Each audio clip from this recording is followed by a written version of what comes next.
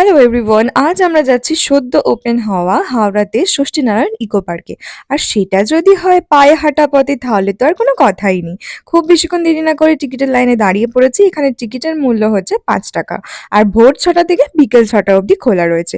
বাচ্চা এবং বড় সবার জন্য এটা হচ্ছে একদম আইডিয়াল প্লেস। আর তার সাথে উপরি পাওনা হচ্ছে এই ঝিলটা। এই যে রাস্তাটা দেখতে পাচ্ছ, এখানটা রয়েছে বসার জায়গা আর হাঁটার জায়গা।